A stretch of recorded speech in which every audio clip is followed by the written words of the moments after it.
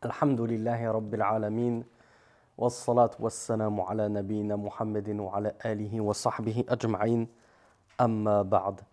Après avoir étudié la croyance en Allah subhanahu wa ta'ala, étudié ce à quoi devait aboutir la croyance en les anges, eh bien voyons voir maintenant ce à quoi doit nous conduire de croire notre aqidah vis-à-vis des kutub, c'est-à-dire vis-à-vis des livres, puisqu'on le sait, dans la définition la définition des piliers de la foi et des fondements de la foi, on a la croyance en Allah au jour dernier, en les anges, et on a la croyance en les livres.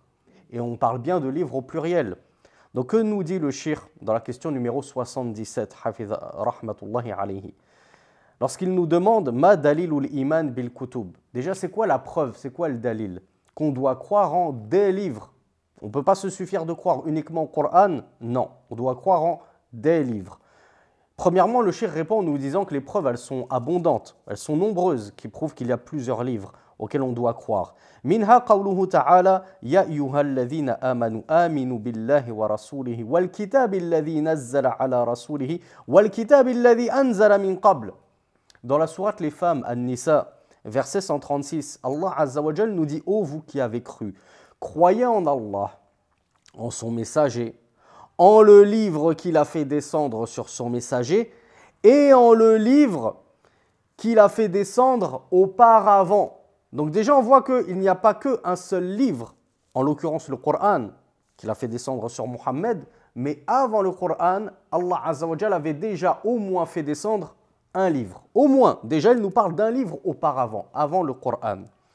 Il nous dit également dans le verset 136 de la sourate Al-Baqarah, la vache, قولوا آمنا بالله وما أنزل إلينا وما أنزل إلى إبراهيم وإسماعيل وإسحاق ويعقوب والأسباط وما أوتي موسى وعيسى وما أوتي النبيون من ربهم لا نفرق بين أحد منهم ونحن له مسلمون. Allah Azza wa Jal nous dit ici, dites, nous avons cru en Allah et en ce qui a été fait descendre sur nous, c'est-à-dire le Coran, et en ce qui a été fait descendre sur. Donc on voit qu'il y a eu d'autres livres qui sont descendus sur qui? Il nous dit sur Abraham, Ibrahim, sur Ismaël, Ismaïl, sur Isaac, Ishaq, sur Yaqub, Jacob, sur les Asbat, les petits-enfants de Jacob, Wama Utiya, ou plutôt les enfants de Jacob qui ont fait partie donc de la descendance de Isaac, les petits enfants de Isaac et les arrière-petits-enfants d'Abraham. Et ce qui a été donné à Moïse, et ce qui a été donné à Jésus, et ce qui a été donné aux prophètes de la part de leur Seigneur. Nous ne faisons de différence entre aucun d'entre eux, et nous lui sommes, c'est-à-dire envers Allah, musulmans soumis.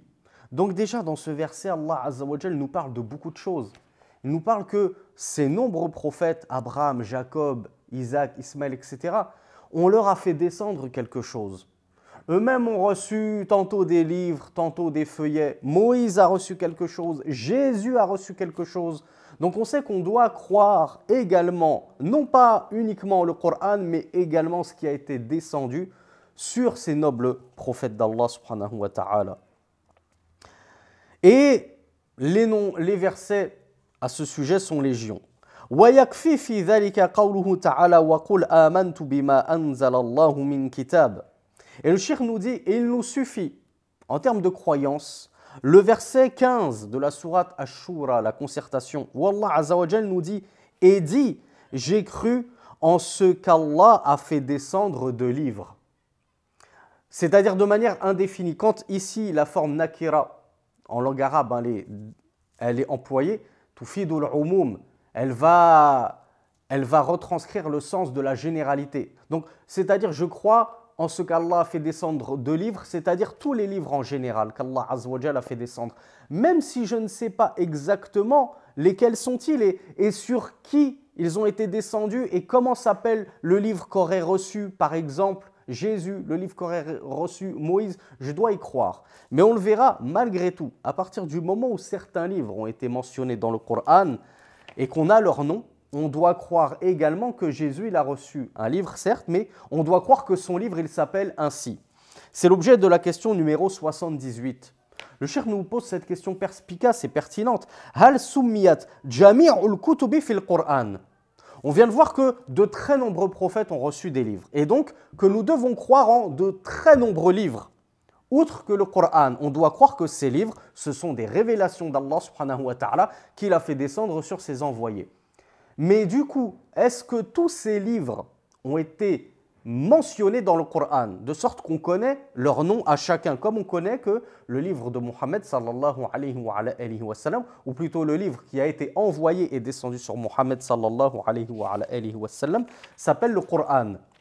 Eh bien, est-ce qu'on sait comment s'appelle le livre qu'aurait reçu Abraham s'il a reçu un livre, en admettant, parce qu'il est mention de feuillet pour Abraham, peut-être qu'il a reçu un livre et on ne sait pas comment il s'appelle. Eh bien, le cheikh nous dit « Sammallahu minha fil Qur'an at-Tawrata wal-Injila wal-Zabura wa suhufa Ibrahim wa Musa وذكر الباقي جملة فقال تعالى الله لا إله إلا هو الحي القيوم نزل عليك الكتاب بالحق مصدقا لما بين يديه وأنزل التوراة والإنجيل من قبل إلى آخر الآية. Donc, le cheikh nous dit, Allah Azza wa Jal a mentionné explicitement dans le Coran la Torah, l'évangile, et on a bien dit l'évangile au singulier, et non pas les évangiles, qui sont la déformation des chrétiens et des gens du livre qu'ils ont fait de l'évangile originel qu'Allah Azza wa Jal avait révélé à Jésus. Wa Zabour, les psaumes qu'il avait donnés à Daoud. Wa suhufa Ibrahim. Le cheikh nous dit, Allah a mentionné également dans le Coran les feuillets d'Abraham.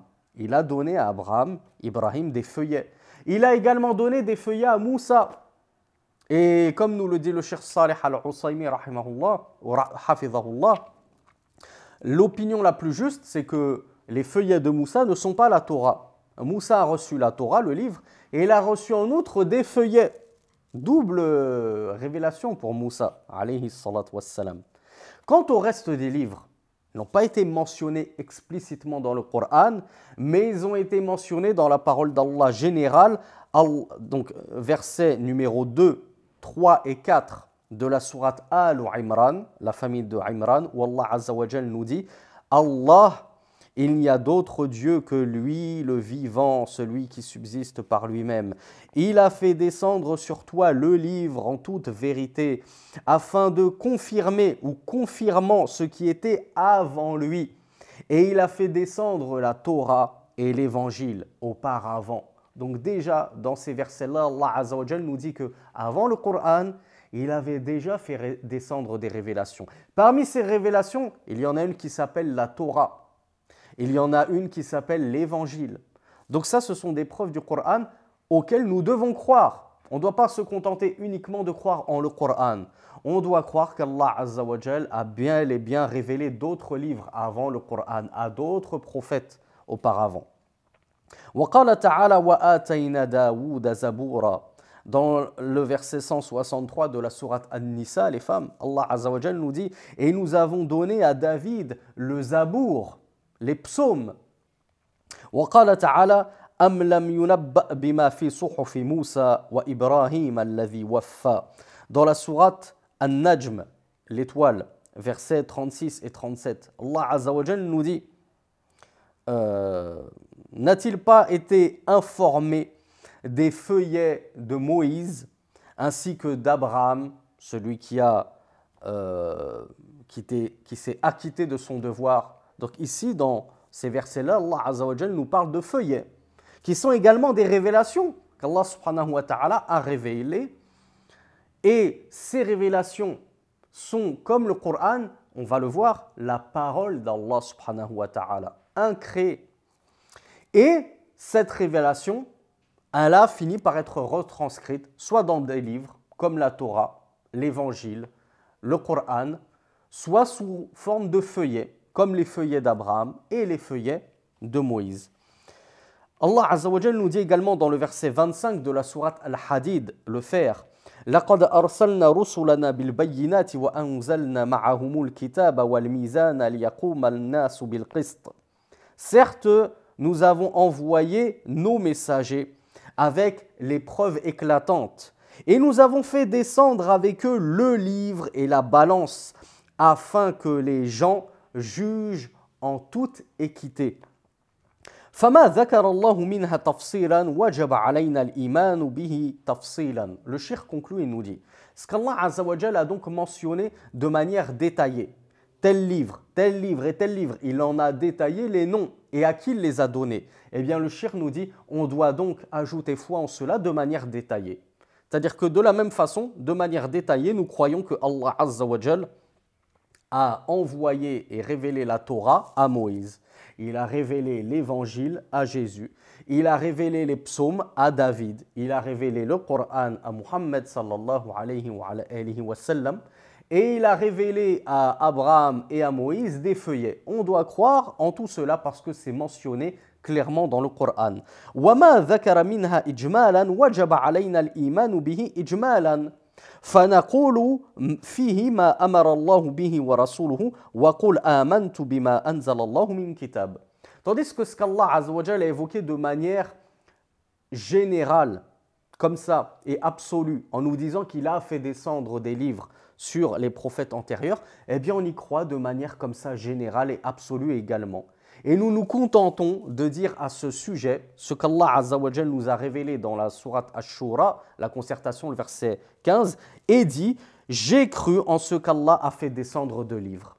Même si je ne sais pas exactement, est-ce que par exemple le prophète Daniel a reçu un livre et comment est-ce qu'il s'appelle, je crois de manière générale en tout ce qu'Allah a fait descendre de livres. Allah l'a fait descendre, eh bien j'y crois et j'y ajoute foi.